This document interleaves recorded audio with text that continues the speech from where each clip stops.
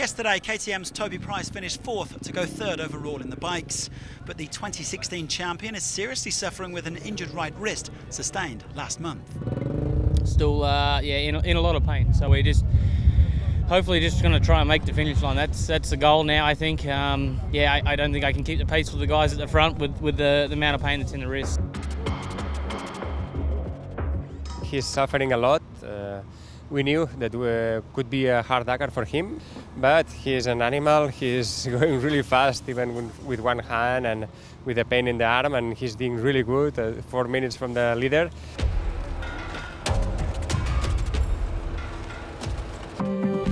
The stages are set to get progressively more difficult over the next 3 days. Today, the riders tackle another long, sandy special of 323 kilometres around San Juan de Marcona. Plenty of tricky navigation to come in the dunes.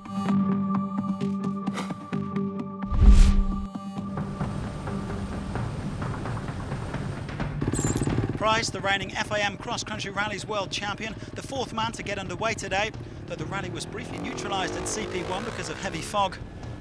The Aussie animal showing his bite and continuing to battle through the pain. He was only a couple of minutes down at the first checkpoint.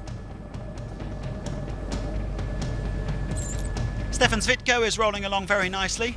The Slovakian privateer, who came second 3 years ago, is now 37 minutes off the pace in 8th overall. He was 9th on the day. Leia Sands continues to dominate the women's category. She's on course for her 9th consecutive bikes title in the class, not to mention her 9th consecutive finish. The Spaniard is currently 2.5 hours off the pace overall. Meanwhile, Maciej Giemza, the junior world champion, is looking to improve on 24th place in his debut last year. The Pole is currently 22nd for the Orlen team. Onto the fiendishly difficult Duna Argentina, perhaps the toughest dunes of Dakar 2019. Pablo Quintanilla and Kevin Benavides soon found that out. The two South Americans opening the piste after their 1-2 yesterday and both losing around 20 minutes. Quintanilla, who got separated from the leading group late on, no longer has the overall lead.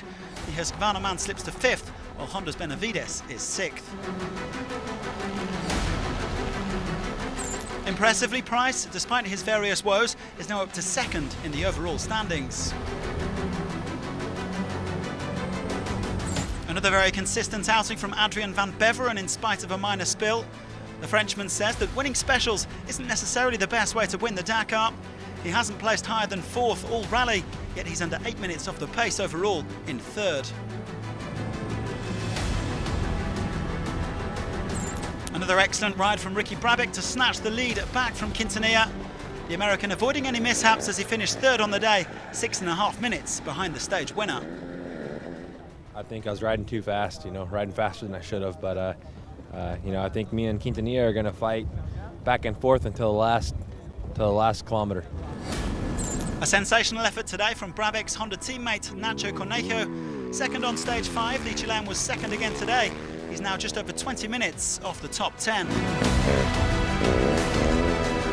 But there was no stopping Sam Sunderland, a man on a mission after his problems yesterday. The Englishman making up some of the 20 minutes that he lost after opening stage 6 and suffering rear brake damage. He's now back up to 4th place overall. I started out today with the intention to push a lot. I was going really well, but there was one WPC there in the dunes. I lost maybe 3-4 minutes there. Couldn't find it, wouldn't validate the waypoint, and a bit frustrating, but got back on track, and I feel more or less good. Sunderland taking his 2nd win of the rally and his 7th at the Dakar overall. Luciano Benavides grabbing 5th place by just 10 seconds from Andy Short. Brabec is back on top overall, and the 5 leading riders are all within 10 minutes. KTM have yet to lead this year, but Price and Sunderland are now 2nd and 4th. Another day and another victory for Nicolas Cavigliasso in the quads. The Argentine came in 4 minutes and 10 seconds clear of Alexandre Giroux to claim his 6th win in 7 stages.